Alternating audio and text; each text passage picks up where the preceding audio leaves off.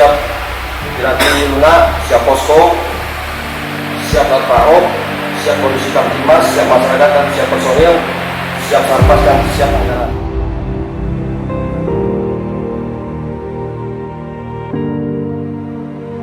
Perlu diketahui bahwa kunjungan ini bukan sekedar formalitas biasa. Kami berkunjung berkeliling ke wilayah jajaran dalam rangka untuk melihat secara faktual situasi kewilayahan.